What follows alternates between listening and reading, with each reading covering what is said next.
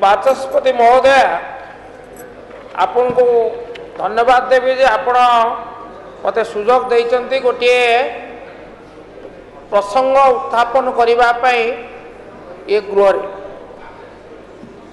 केन्द्रापड़ा स्वयं शासित महाविद्यालय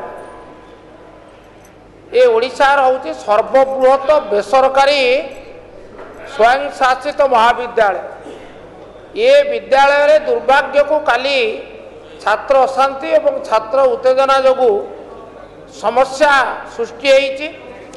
समस्याटी कौन समस्याटी है सेठी सा मैडम आमर 15टी विषय रे स्नातकोत्तर शिक्षादान करा जाउची।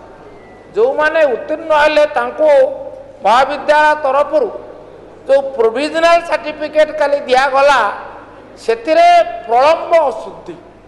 प्रथम कथा हला जे से सर्टिफिकेट रे विश्वविद्यालय ना उल्लेख ना उत्कल विश्वविद्यालय पिला माने पचारे कले ये तो आप सर्टिफिकेट दौरान ये विश्वविद्यालय ना ना ना तुम पार्टी रे कहीदेव उत्कल विश्वविद्यालय ये बड़ी उद्भट उत्तर केबे आशा करा जाए ना कर्तृपक्ष तापरे द्वितीय कथा है जो विषय रे सर्टिफिकेट दि जाए जो विषय से अध्ययन कर तार बनान भूल ये आउ एक अक्षमणीय अपराध।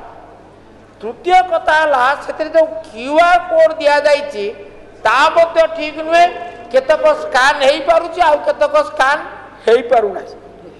चतुर्थ कथा है अनेक सर्टिफिकेट रे रोल नंबर उल्लेख ना एवं पंचम कथा है से पिला आगे से सर्टिफिकेट प्रस्तुत करके वितरण करा दउची। याकू जते बेले पिला माने प्रतिवाद कले ताकू नहीं युक्तर्क करागला ये बड़ी माने एड़ा दायित्वहीन दुर्भाग्यजनक ये घटना जोगु पिला मानक भीतर असंतोष सृष्टि होईची। अध्यक्ष महोदय जी विवाद ऊर्ध्वे तांकर बहु परिश्रम फल परिस्थिति शांत पड़ी किंतु ए क्षेत्र में मु जोड़िए कथा दाबी करने चाहे सरकार यार तदंत करंतु एवं त्रुटिहीन सर्टिफिकेट दिंतु।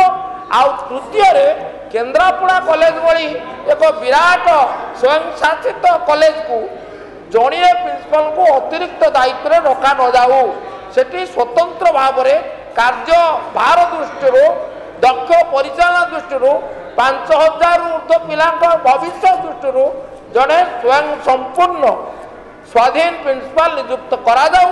माननीय विधायक श्री रघुनाथ जगदला ये घटना तदंत करा जाऊ। धन्यवाद।